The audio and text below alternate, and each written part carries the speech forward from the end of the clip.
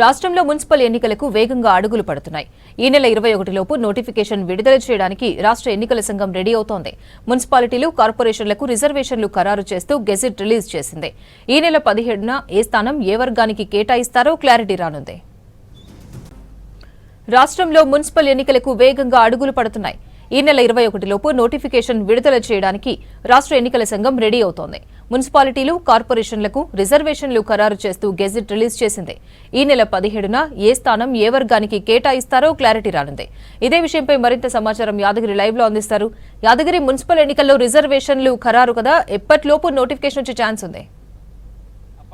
Municipal ఎన్నికలకు సంబంధించి ఒక పక్క రాష్ట్ర ప్రభుత్వం, మరో పక్క రాష్ట్ర ఎన్నికల సంఘం కూడా ఆ నిర్వహణకు సంబంధించినటువంటి ఏర్పాట్ల విషయంలో చాలా వేగవంతంగా ముందుకెళ్తుందనే చెప్పొచ్చు. ఎందుకంటే ఇప్పటికే రాష్ట్ర ఎన్నికల సంఘం కూడా ఆయా జిల్లాలకు సంబంధించినటువంటి జిల్లా కలెక్టర్లతో, మున్సిపల్ శాఖ ఉన్నత స్థాయి అధికారులతో పాటు అన్ని రాజకీయ పార్టీలతో కూడా ప్రత్యేకంగా సమావేశం నిర్వహించారు. ఈ మున్సిపల్ ఎన్నికలకు సంబంధించి ఎట్లా నిర్వహించబోతున్నాము, తర్వాత ఓటర్లలో ఏమైనా అభ్యంతరాలు ఉన్నాయా, ఉంటే ఎక్కడెక్కడ ఉన్నాయి, ఇట్లా ఓవరాల్గా రాజకీయ పార్టీల నేతల సలహా సూచనలు తీసుకున్నారు. తర్వాత ఎన్నికల నిర్వహణ టైంలో రాజకీయ పార్టీలు ఎట్లా ఉండాలి, ఏంటి, రాష్ట్ర ఎన్నికల సంఘం నిబంధనలు ఏం చెప్తున్నాయనే దాని మీద పూర్తిగా ప్రత్యేకంగా సమావేశం నిర్వహించి దానికి సంబంధించి రాజకీయ నాయకుల సలహా సూచనలు కూడా రాష్ట్ర ఎన్నికల సంఘం తీసుకున్నది. ఇది ఎన్నికలకు సంబంధించినటువంటి నిర్వహణ విషయంలో రాష్ట్ర ఎన్నికల సంఘం తీసుకున్నటువంటి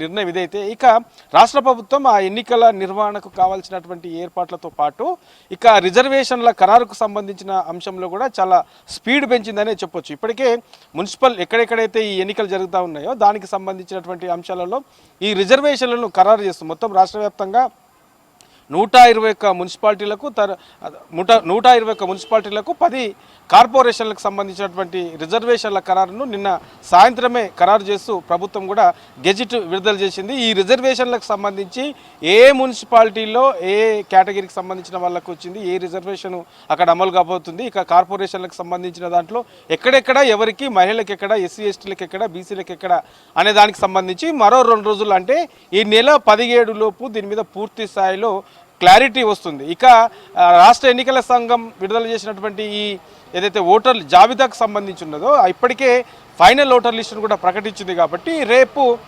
వార్డుల వారీగా ఈ ఓటర్ లిస్టులకు సంబంధించి అక్కడ ఎంతమంది ఓటర్లు ఉన్నారు అనే దానికి సంబంధించి ఒక లిస్టును కూడా ఫోటోతో సహా ఒక లిస్టును కూడా రేపు రాష్ట్ర ఎన్నికల సంఘం వార్డుల వారీగా ఆ లిస్టును కూడా అతికించనున్నారు, అనౌన్స్ కూడా చేస్తారు. సో ఇట్లా ఇటు రాష్ట్ర ఎన్నికల సంఘము, అటు రాష్ట్ర ప్రభుత్వం కూడా ఈ మున్సిపల్ ఎన్నికలకు సంబంధించినటువంటి విషయంలో చాలా వేగవంతంగా ముందుకెళ్తుందనే చెప్పొచ్చు. ఇక 18న రాష్ట్ర క్యాబినెట్ సమావేశం కూడా ఉన్నది. కాబట్టి ఆ రాష్ట్ర క్యాబినెట్ సమావేశంలో ఈ ఎన్నికల షెడ్యూల్ ఎప్పుడు ఇవ్వాలని చెప్పేసి ప్రభుత్వం నుంచి గ్రీన్ సిగ్నల్ వచ్చే అవకాశం ఉంటుందనే దాని మీద ఆ క్యాబినెట్లో చర్చించి దాని మీద నిర్ణయం తీసుకునే అవకాశం అయితే కనబడతా ఉన్నది. ఇప్పటికే దీని మీద ఒక పెద్ద ఎత్తున చర్చ కూడా జరుగుతూ ఉన్నది.